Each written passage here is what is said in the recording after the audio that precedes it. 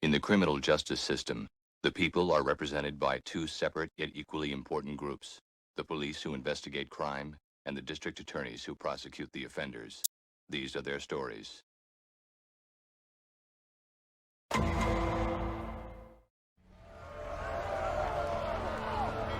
Hey man, someone just fell off the bridge! What the hell? The protesters grabbed him and threw him over! Yeah, this is Fontana down at the protest.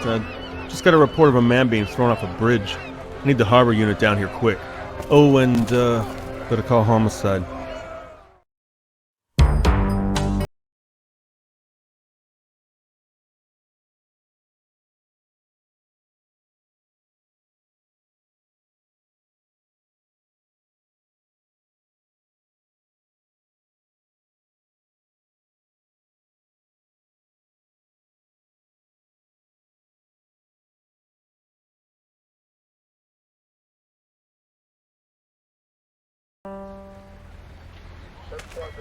Hey, Fontana. That divers just pulled him out, Detective. I had him hold off. Thought you might like the first look. Now let's have a look.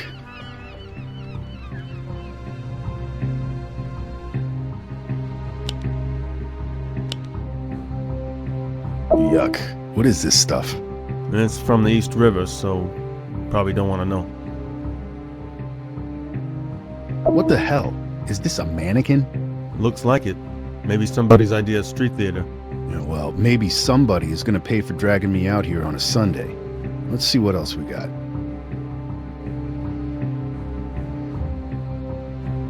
Man, this is just disgusting.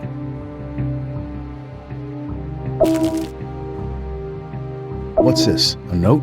Consider this a dress rehearsal. The next time will be real. Giles Bedford is a murderer. If he is not brought to justice, we will bring it to him.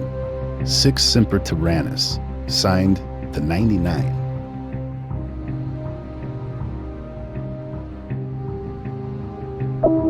Ugh. Duct tape across the hand. Strange. What's underneath? Small key. Maybe for a locker or a briefcase.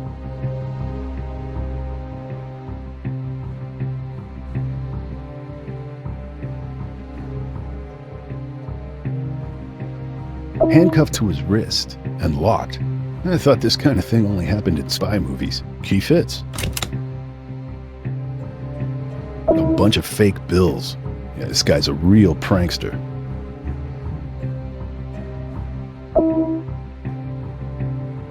Giles Bedford? That's a name I haven't heard in a long time. You know this guy? Yeah, Giles Bedford, CEO of Bedford Capital, father of Harrison Bedford, the kid who got killed in the preppy jogger case. How does Wallach get here? Man, does any of this mean anything to you? Yeah, a lot, actually. I met this guy Bedford during the investigation of his son's murder back in 1998. Looks like someone thinks he might have done it. And it looks like they want him dead. Fontana, I need to find the person who wrote this note. What happened to the guy who reported the crime to you? Damn, sorry, Detective. He just ran back in the crowd before I knew what the hell happened. I'll start a canvass of the bridge right away. The sooner the better.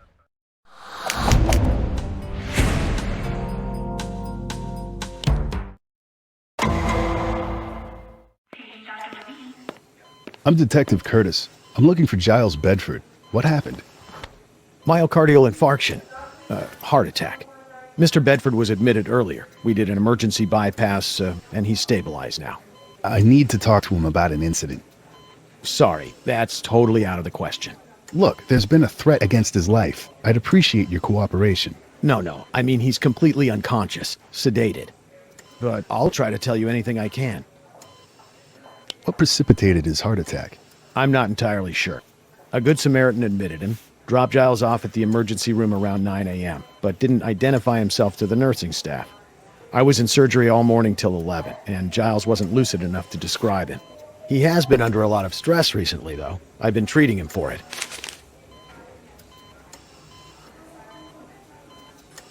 Can you think of anyone who might have made threats against Mr. Bedford recently? No, not offhand. Although he certainly was rattled by some run-ins he had with the Occupy Wall Street crowd. Oh? What happened? Anonymous email threats from the 99%. He said he felt vulnerable.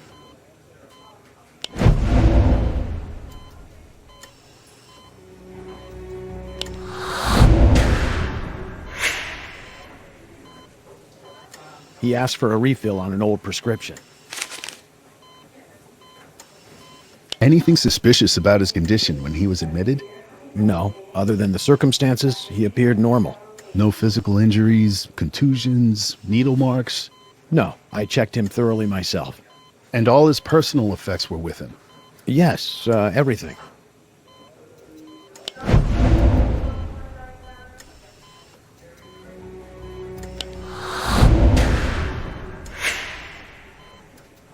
His wallet was missing. Whoever took it was connected to this incident on the bridge somehow. You know any Latin? Yes, a little, I suppose. Sic semper tyrannis mean anything to you? Thus always to tyrants. Supposedly what Marcus Brutus said immediately before he killed Julius Caesar. Oh, and don't forget John Wilkes Booth.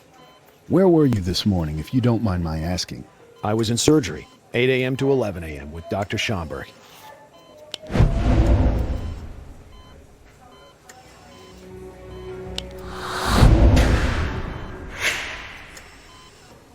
Thanks. I'll need his number, though, just to double-check. Really, Detective. I prefer to keep my patients alive. It's bad business to try and murder them.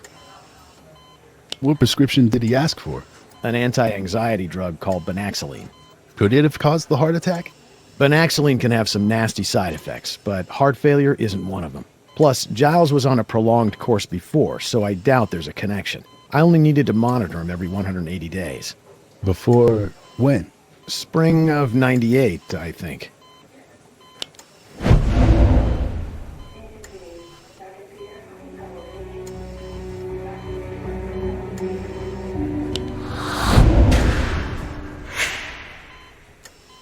So, around the time of his son's murder. Shortly before, actually. Yes, tragedy. And he was already under so much other stress. You said Mr. Bedford was already under stress before the murder? Well, at that time, he discovered his son's high school girlfriend was pregnant. As any father can tell you, it was not happy news. He was furious. It was no real secret that Mr. Bedford didn't think Allison came from the, right background. And Harrison still told him? Oh, no, I did. The kids came to me for the test, and she being a minor, I thought it best to tell Mr. Bedford. What happened after that? I assume it all worked out. He's a very happy grandfather now. Is there anything else you can tell me about Giles Bedford? Unusual calls? Erratic behavior?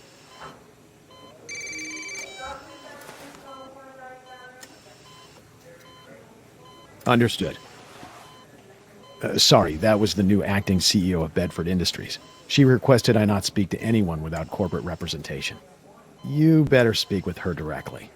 Thanks, I will.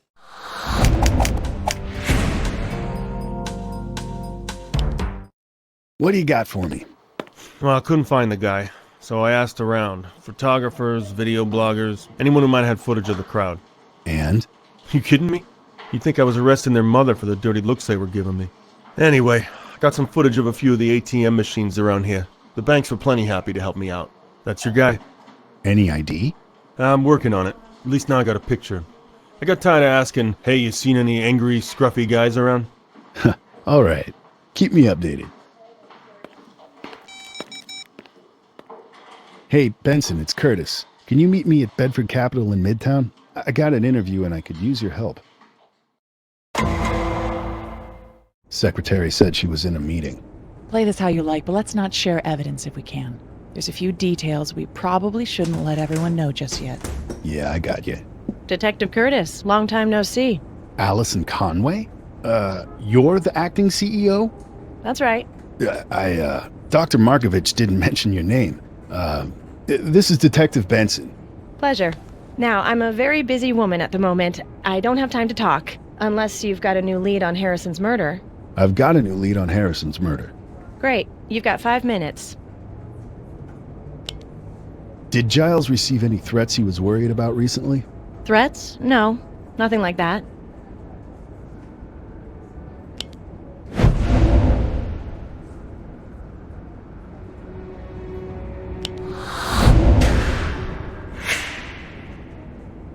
His doctor mentioned anonymous email threats from the 99%. I'm sure that was just spam. He wasn't taking them seriously. It didn't bother him.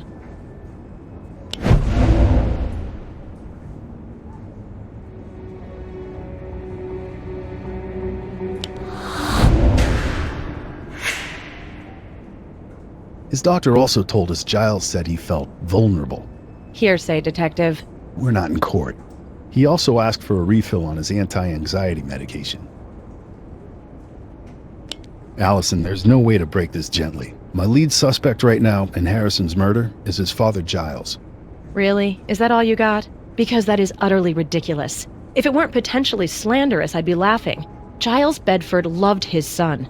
I will back Giles all the way on this. I was there, Detective. I'm not the only one who thinks he could have done this. Okay, who else? Share your evidence.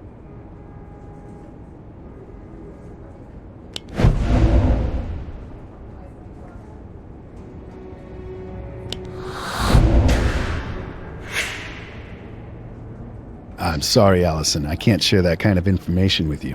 Then we're wasting each other's time. Where's Detective Briscoe? I'd like to talk to him if you don't mind. You can't. Why not? He's dead. Oh. Passed away a couple years ago. Oh God, I'm sorry. He was your partner. Why'd you put a stop to my interview with Dr. Markovich? It wasn't personal, Detective. I have a legal and ethical obligation to protect the company.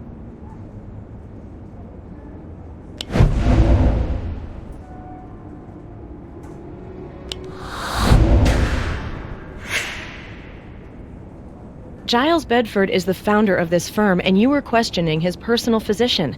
It was inappropriate at best. As CEO, I can't stand by and let a police investigation further destabilize an already very unstable situation. I'm sure you understand. It's Giles Bedford who may be in danger here. Allison, this is obviously a difficult time for you. We don't want to add to the stress here.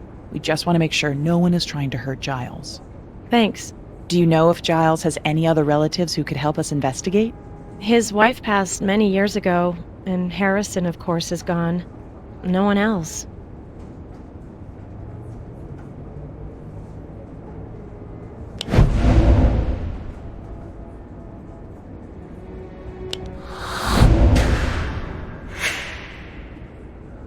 Didn't he have another son? Franklin. Oh, right. God. Yes, Franklin, of course. Sorry, he's in Minnesota. Decided to drop out. Gave up his inheritance. Cut all ties.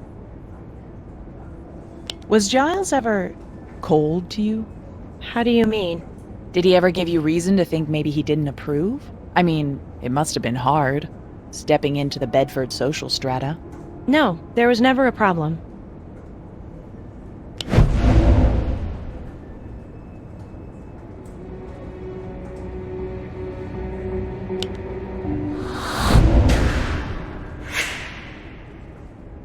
We heard that maybe Giles had a difficult time accepting you and Harrison as a couple.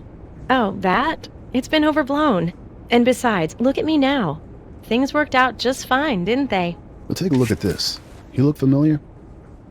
No. Allison, if you really want to protect Mr. Bedford, then at least tell us who this guy is.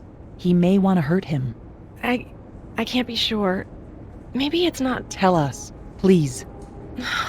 It's Franklin.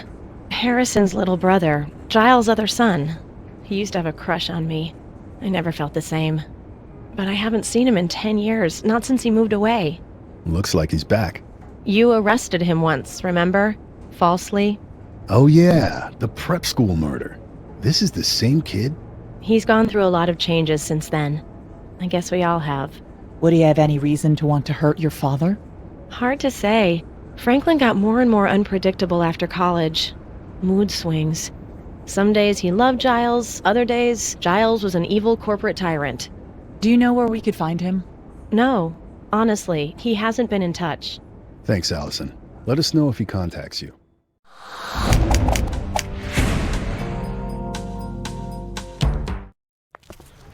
Dead end. No one knows where Franklin is. And no one will talk to us about the Central Park case. You know, at this point, I'm thinking we should look at Franklin for that one, too. What? How else would he know so much about it? It's the simplest explanation, Curtis. He killed his brother over a girl. Don't tell me you haven't seen that one a million times. Yeah, I have. And while you might kill your brother over a lot of things, you don't hire a hitman to do it. Maybe if you'd never gotten your hands dirty doing anything else in life. So, Allison never saw her attacker? Her memory comes and goes. Plus, CSU told us that she was lying face down when she was shot. How are we gonna break this? What would Lenny have done? Work the leads. You'd go back and re-interview everyone again. Old school. Yeah, you know what? I just thought of someone who might be motivated to talk to us now. Mickey Trevino. Right. He's probably getting sick of prison. Maybe he wants to deal. Mickey Trevino. Thanks for taking time out of your busy day to come visit us. Detective Curtis, always a pleasure. I got some more questions for you, Mickey.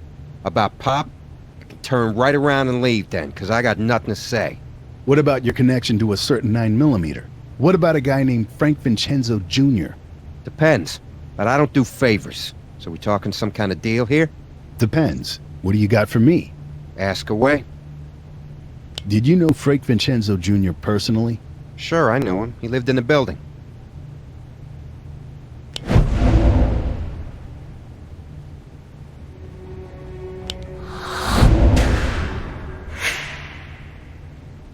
You know, some of the old farts could be cranky bastards, complaining about the heat. So I'd go up to his apartment and fix it. But he was cool. He'd give me this homemade brandy. We used to drink it right out of the mason jars. He ever talked to you about what he did for a living? Yeah, a couple of years ago, Frank got diagnosed with stage 4 melanoma. Cancer in his bones. He knew he was dying. After that, he started getting talkative. You told me originally you found that gun. You want to change your story? Yeah, Frank gave me the gun, actually. He said it was untraceable. Yeah, well, it was, until you used it. What's your question, Detective? I told you he used it in a crime, Yeah, so what? but I didn't tell you which one. Did he? Yeah, he said it made headlines. He said I'd know it. And he said the case went cold.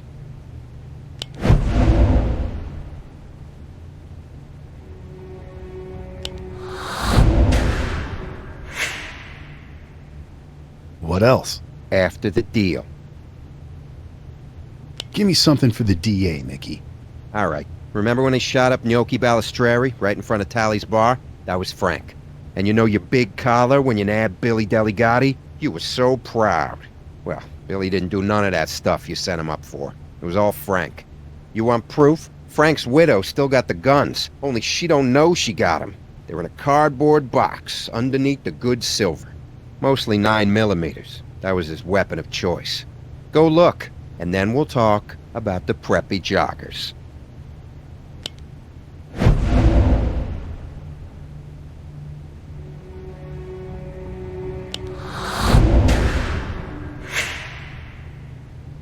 I didn't mention the Central Park case.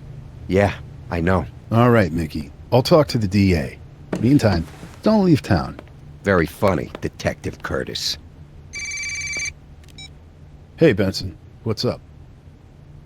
Jesus. I'll be right there.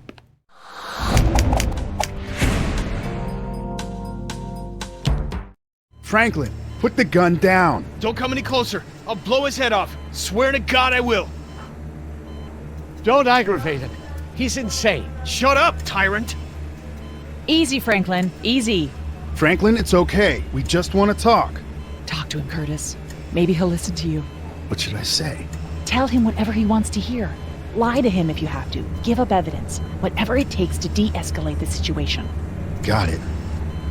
I gave you fair warning. I told you justice was coming, but you did nothing.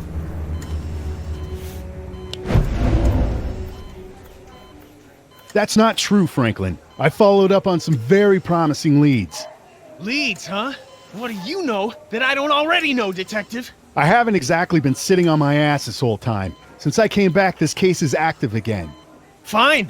Then give me something to make me believe you're doing your homework.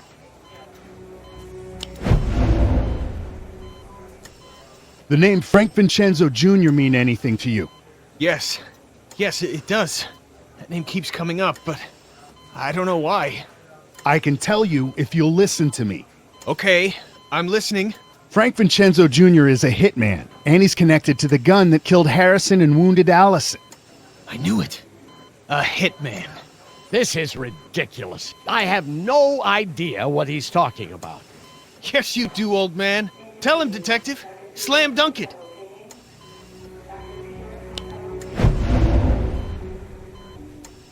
I got a guy, Mickey Trevino, with incontrovertible evidence connecting the 9mm to Frank Vincenzo Jr. and Frank to the murder. There's only one way to get justice for my brother. Don't throw your life away, Franklin. Why? What do I have to live for? All I want is this. It's all I've wanted for 10 years.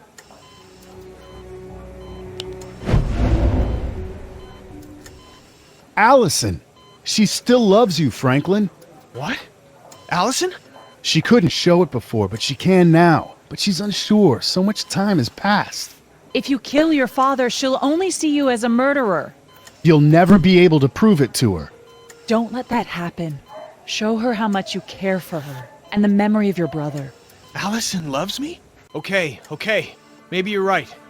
I guess I just gave up hope that anyone would ever believe me. Is that why you threw the mannequin off the bridge? Yeah, I was with him, trying to convince him to confess when he had his heart attack. When I dropped him off at the hospital, I got the idea to stage his death. I hope maybe the newspapers or bloggers would pick up the story.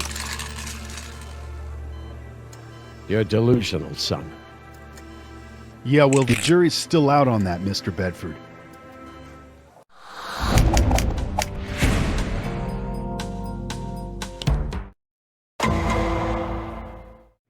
I've looked through the file, Detective, but I have to admit, I'm not seeing enough to put Giles Bedford away for his son Harrison's murder.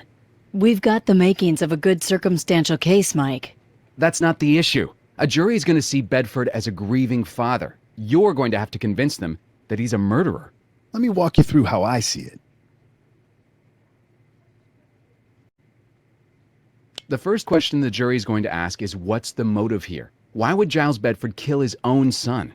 You got something for us, Curtis?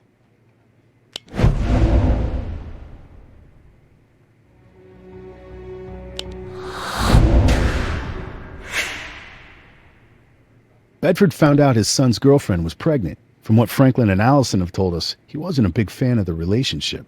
So he killed his son? How does that add up? It doesn't, which is why it makes sense.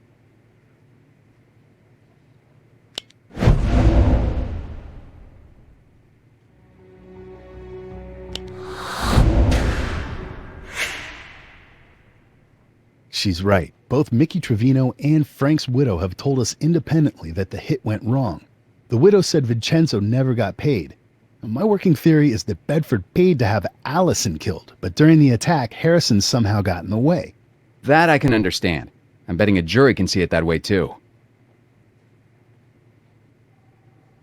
Mickey Trevino will testify that Frank Vincenzo Jr. told him he committed this murder. And Bedford's defense lawyer will throw out the testimony. It's all hearsay, Detective. Not necessarily, Mike. The statement may fall under one of the hearsay exceptions. Curtis, what can you tell us about it? I don't know. What are the exceptions? Okay, there's present sense impression, meaning something that was happening at the moment, within a 30 to 40 second window. There's also an exception for any statement made as part of a regular business record.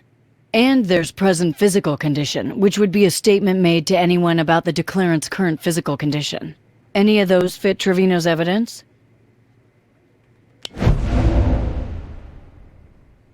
Sorry, from what I heard, none of those quite fit. Hang on, there are a few more. There's another exception for a dying declaration, which apply to any statement made by Vincenzo if he knew he was dying. And there's also former testimony, which would involve anything Vincenzo said during previous sworn testimony. And the excited utterance, if Vincenzo said something in the heat of the moment, during or immediately after the crime.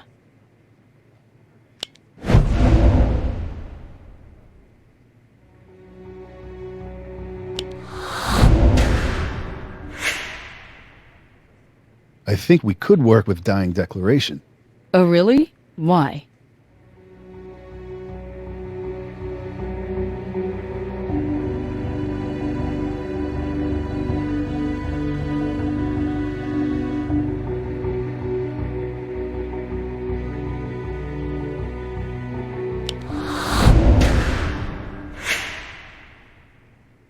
Mickey told me Vincenzo started getting chatty after he was diagnosed with terminal stage cancer. Unusual, but I think it qualifies. Mike? I think you could make a jury see that as a deathbed confession. Go with it.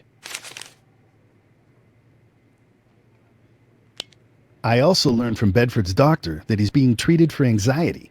Interesting, but not definitive. What's he being treated with?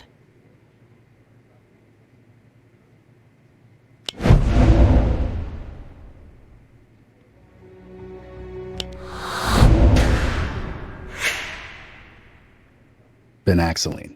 That's a pretty common medication. As I understand, there aren't any significant side effects.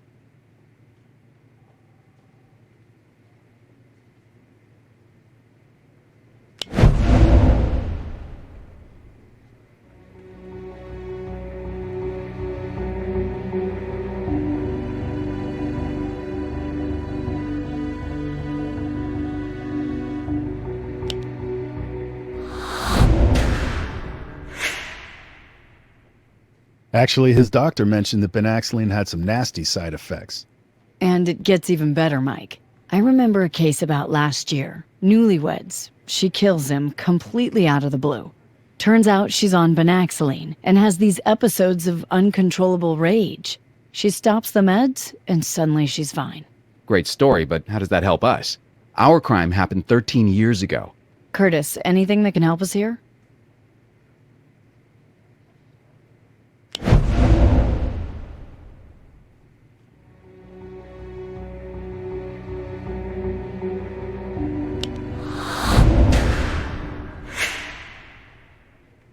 The good doctor also told us Bedford first took Benaxaline for anxiety in the weeks before the shooting.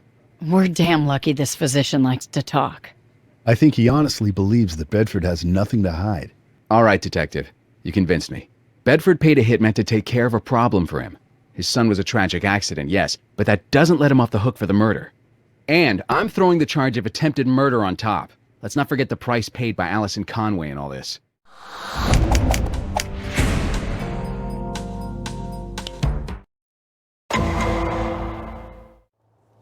Thank you for joining us today, Franklin. As Mr. Bedford's only surviving son, it can't be easy for you to testify against him, especially in the murder of your brother. That's how strongly I believe he's guilty. Franklin, please tell the court what Giles Bedford, your father, thought of Allison Conway when he first met her. He didn't like her.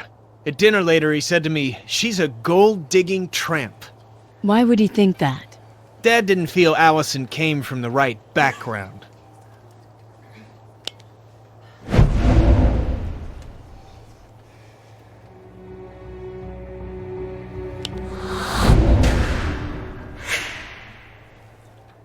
So, safe to say, at the time of the shooting, there was no love lost between Giles Bedford and Allison Conway. Yeah, that's right. Your brother Harrison, what were his plans around the time of the murder? He was going to go to college, get into the firm, become the next CEO, probably. That's what my dad wanted for him. And did the plans change when he found out Allison was pregnant? Yeah, he told me he wanted to drop out and live with her. He said this was the perfect time to escape Bedford Castle, as he called it. Objection, Your Honor. This is hearsay. Regrettably, we can't cross-examine the victim to establish the veracity of the statement. Sustained. Miss Carmichael, try and find another tack with this witness.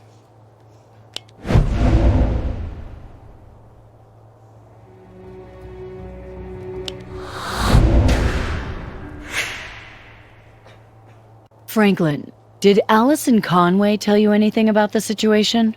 Yeah, actually. We were pretty close, back then anyway. She said she and Harrison were planning on getting a place. He was going to go to City College, and she was going to finish up high school and look after the baby. And as for Giles Bedford? She told me she was afraid of what he would do when he found out. How would you describe your relationship with your father? Strained, Miss Carmichael. I found myself pointing a gun at his head not too awfully long ago. Why? Because I believe he killed my brother Harrison, and I believe that his position of privilege and wealth has kept him from justice. Your Honor, how is this relevant to the murder of Harrison Bedford? It's not. Rein it in, Counselor. Franklin, why don't you tell us what kinds of behavior your father displayed back in those days? Well, he was stressed out about the firm, and then about Harrison's future. He would get real dark at dinner, then go pop a Banaxoline and chase it with gin. Objection! This witness is not the defendant's doctor. How could he possibly know what medication his father was on?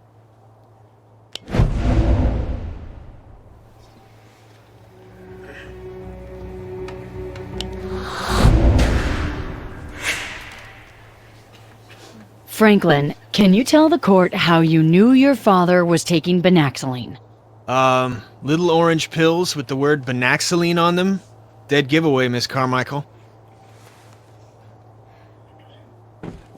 Anyway, sometimes it helped, sometimes it just made him crazier. Dad's an addict, whether he wants to admit it or not.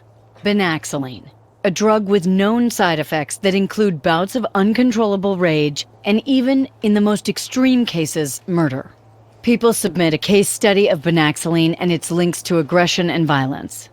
Now, while under the influence of this unpredictable medication and finding out Allison was pregnant, he would have gone ballistic, right? Objection! Calls for speculation. It's his own father. Are you saying Franklin can't imagine how his own father would have reacted? Speculation is speculation, counselor. Leave it alone. Withdrawn. Franklin, from everything you witnessed about your father's mood and behavior, do you believe he's capable of killing his own son? Yes, Miss Carmichael, I do. He's a tyrant. A man obsessed with wealth and his family status. And I believe he's mentally unstable.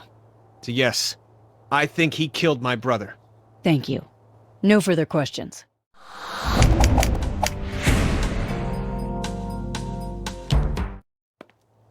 Mr. Bedford, may I call you Franklin? Yeah, Mr. Bedford is my father. This is quite an accusation you've leveled, against your own father even. Tell us, do you have any proof? Do I need proof, man? Isn't that what this whole trial is for? No, I don't have proof. But the people of New York do. So you don't have proof? Objection. Asked and answered. Sustained. You testified a lot about your father's state of mind, but you also said that you don't have a very close relationship with him. Wait a minute, I said it wasn't good. I never said it wasn't close. Too close for comfort, if you ask me. Noted. When was the last time you spoke to your father? Well, we met. It was right when he had his heart attack. I was the one who took him to the hospital. Oh, so if you thought he was guilty, why not let him die right there? You were eager enough to kill him later. I guess I felt guilty. You did? Why? I might very well have caused it. The heart attack. We argued. See, I accused him and it was intense. What kind of son are you anyway? Scruffy-looking hippie attacking your father in his old age like that? Objection. Your Honor, this is off-the-charts badgering right here. Agreed. Mr. Vance, keep it civil. Sorry, Your Honor. There's just nothing worse than an ungrateful son. Objection. Your Honor, seriously? Try that one more time, and I will bounce you out of this courtroom, Mr. Vance. Apologies. Let's talk about the past now. Let's go back to the time of the murder. You say your father was angry with your brother, and so he killed him. Interesting theory, but who else was angry with Harrison? I don't follow you. Didn't you have a crush on Allison Conway? Weren't you jealous of your brother? Yes, but no, you're twisting it. You loved Allison Conway, and you killed your own brother in a jealous rage. Objection. Where's the question here? Sustained. Tell us, Franklin, weren't you jealous enough of your brother to kill him? I did not kill my brother. I loved him. I idolized him. I wanted Allison, sure, but I would never have hurt Harrison to have her. So you had a problem with Harrison's relationship, but not enough to resort to murder. Yes, that's right. Seems reasonable, and I imagine your father would probably say the exact same thing. No further questions.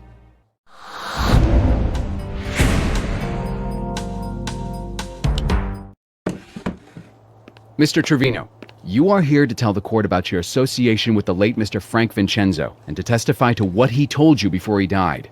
That's right.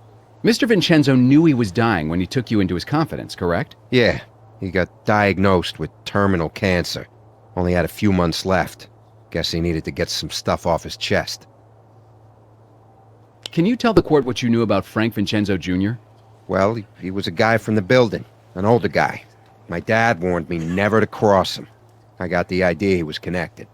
So when we started talking, he told me what he did. And what was that? He was a hitman, Mr. Cutter. And his weapon of choice? Shotgun.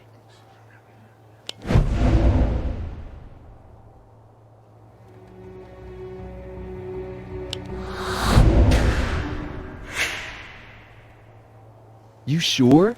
No, you're right, Mr. Cutter. It was a 9mm. He gave you one of those weapons, didn't he? That's correct. And the weapon he gave you to help your father shoot Alexander Baran was the same weapon used to shoot Harrison Bedford in 1998. Did Mr. Vincenzo describe the crime to you? Yeah, he told me how it happened. He tracked the kids through the park. And what year was this? 1998. The year of the Central Park murder. And what time of day? It was a weekend. Lunchtime, I think.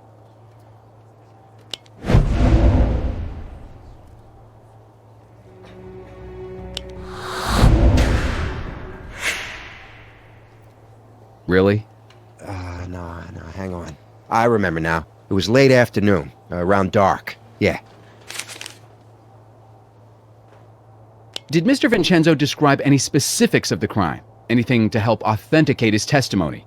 Well, he shot the boy first, 2 times. The first hit him in the stomach, and then the second round went right through his heart. He said he made the girl lie down, face down, and then he shot her in the head, sort of from the side. He was real surprised she survived.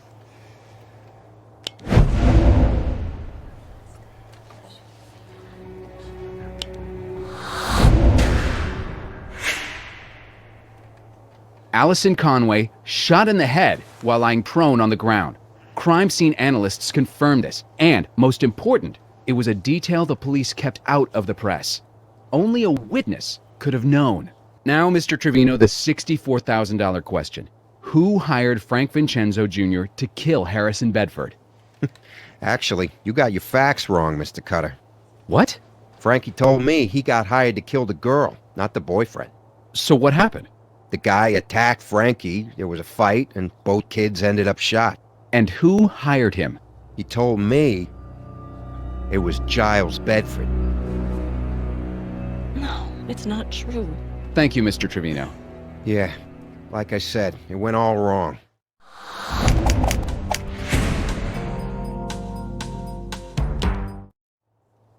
Mr. Trevino, let's start with something easy. Please state your current address. My address? You kidding me? Go on. I'm at Altona Correctional Facility. So, you're in jail. Yes. Convicted of a felony? Yes. Objection!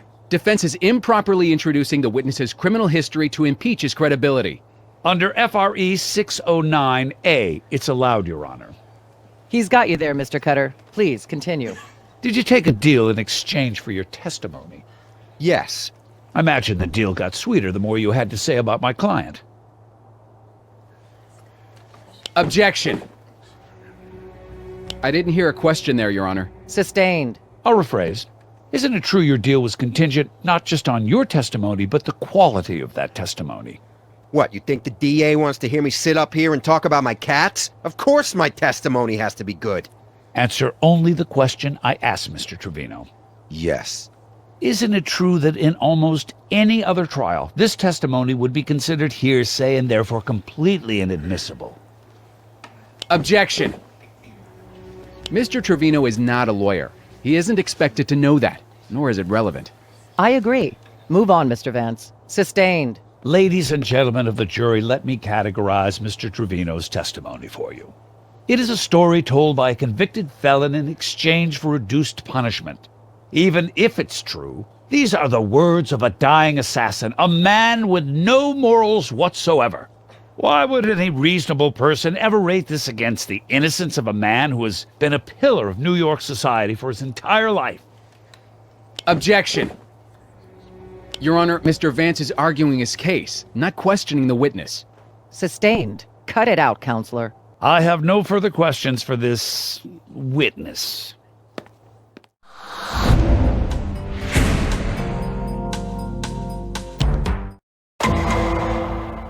The people rest their case, Your Honor. Very well. And Mr. Vance? Motion to dismiss the charges against my client. The people have failed to adequately meet the burden of proof. The state must prove the critical facts of the case to the appropriate level of certainty. They have not done so. I don't know. I heard some pretty good juice, Mr. Vance. I'm denying your motion. Call your witnesses. We call Allison Conway to the stand. Miss Conway, can you describe your relationship with the defendant? Yes, Giles, Mr. Bedford is the grandfather to my child. His son Harrison and I were involved in high school. And now, of course, he is the CEO of the corporation I work for. How many years have you known him? Since 1998. In that time, have you ever seen him act violent or unpredictable? Miss Conway? No, I never have. Many people have said Mr. Bedford disapproved of your relationship, thought you were from the wrong side of the tracks. But this is rumor that's been blown out of proportion, correct? Objection, Your Honor. The defense is leading Miss Conway through her testimony. Sustained. Can you describe how Mr. Bedford acted towards you and the baby after the murder? He was nice. The whole family welcomed me and my son. He paid for my medical bills, and schooling. He paid for everything. He got me this job, told me I should work for him. Miss Conway, is something wrong? No, I'm fine. So you think Mr. Bedford felt kindly toward you, maybe even like the daughter he never had? Objection, Your Honor. Speculation. Miss Conway can't read Mr. Bedford's mind. Sustained. And in your opinion, did Mr. Bedford treat you like someone he was ashamed of or did not like? No. No, quite the opposite. More like he owed me something. No further questions. Thank you, Miss Conway. Miss Carmichael, your witness. Miss Conway has given multiple depositions regarding the facts of this case, and we have no further need to question her.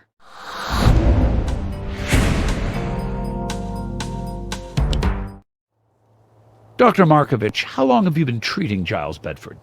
I've been the family doctor for over 13 years. And in that time, did you treat him with Banaxylene? Yes, I did. Mr. Bedford works in a very high-stress financial situation, and he wanted medication that would help him relax and be more effective. Did you ever observe any side effects? No, I did not, nor did he report any. Have any of your patients or any patients you've heard of ever reported side effects while on Banaxylene? Objection. Relevance. The medical histories of other patients are completely irrelevant. The doctor is testifying about Mr. Bedford. Sustained. In the 13 years you have treated Mr. Bedford, have you ever seen him display aggressive or violent tendencies to anyone in his immediate family on medication or off it? No, sir. No, I have not.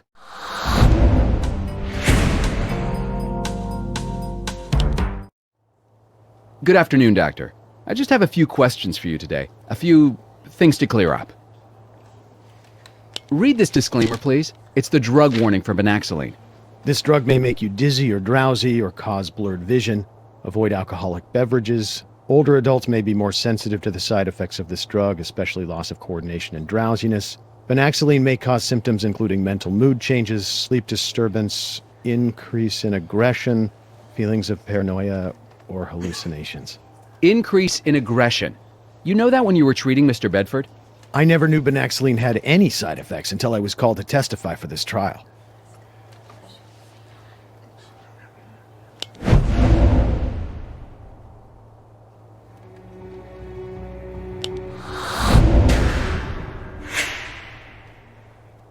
You told detectives that you knew Banaxylene had, quote, some nasty side effects. I did? Well, if they say so. How often did you check in on Giles Bedford? Every 180 days.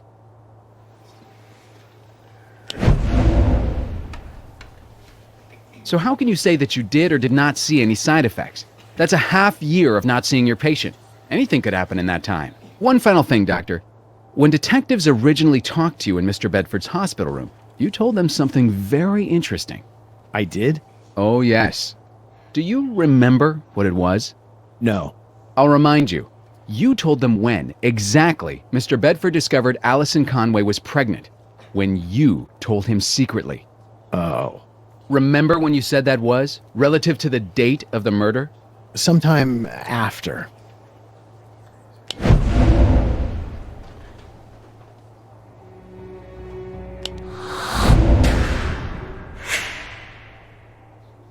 No. You told Giles Bedford that Allison was pregnant before the murder. Before. He knew about the secret pregnancy because you told him. And he was angry. You said so yourself. Yes. Furious. So furious, in fact, that he contacted Frank Vincenzo Jr. and arranged to have her shot dead. In cold blood. Oh my God. Objection, Your Honor. Withdrawn. No further questions.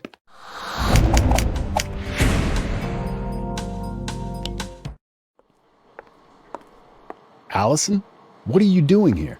I want to talk. As long as the trial is still underway, I'm afraid there's not much I can say to you. Fine, so I'll do the talking. There's something I've tried very hard to push down, to forget, but it's coming back. Mr. Bedford always told me the baby was a surprise to him. He never, ever mentioned he knew about it beforehand. So when you said the name, it didn't click before. What name? Frank Vincenzo Jr. Can you show me a picture of him?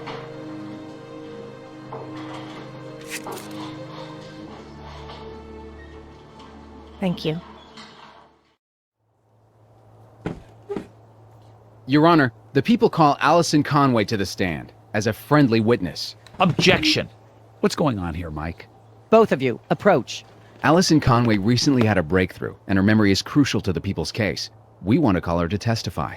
I've had no warning of this. She has additional evidence to present. I'll move for a mistrial as soon as she leaves the stand. And I will decide whether your motion has merit, Counselor, but not a moment before. Now, take a deep breath and listen to what your witness has to say. You introduced her. Now you get to take your lumps, Mr. Vance.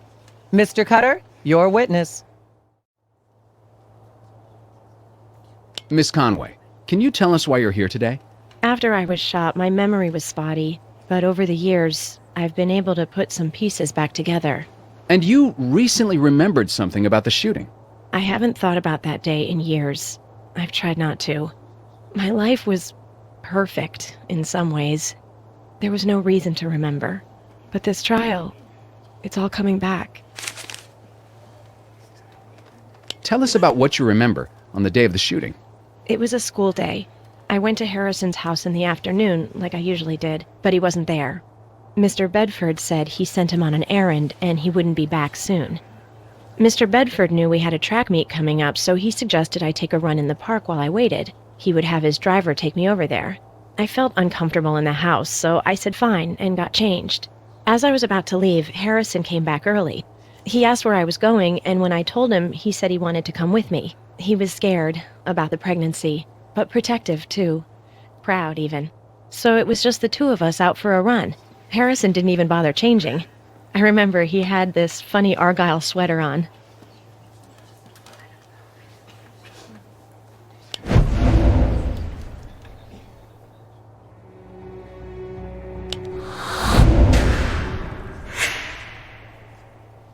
Anyway, we got in the car and Harrison noticed right away. The driver, he was new. Harrison asked him his name and he told us.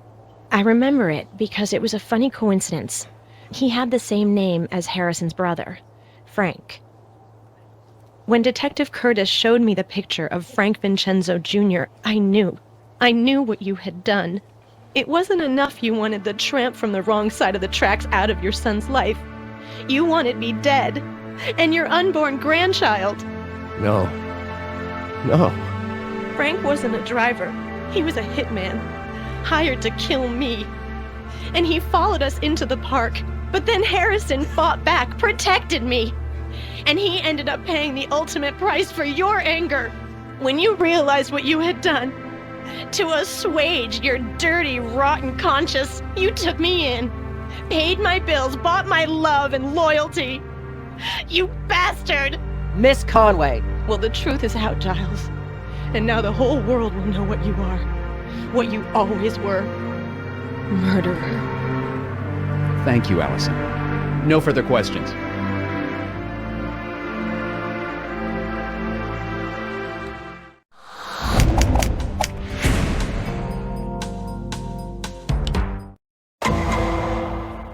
How long has the jury been out? 6 hours. What do you think they'll come back with? Lots of circumstantial evidence. Defense knocked us around pretty good. Jury likes us. Sure. But remember, all it takes is one.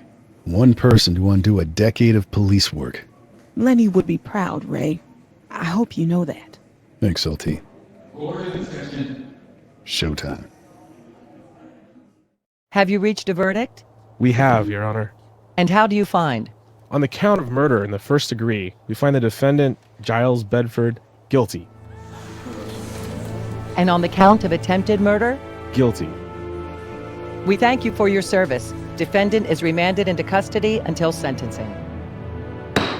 Well, Vance has already filed his appeal. Of course. We saw that coming a mile away.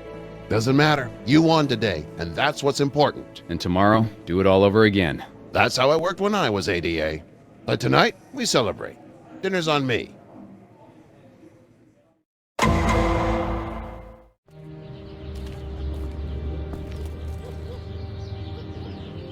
Hey, Lenny. How you doing? Look, I came out here. I just wanted to tell you. We got him. After all these years, we got him. It was nice having one last chance to work with you on a case. Funny. It really doesn't seem like that long ago. But you blink your eyes and everything's different. People disappear, faces change. But, well, at least the city is still the same. Anyways, thanks. Couldn't have done it without you, old man.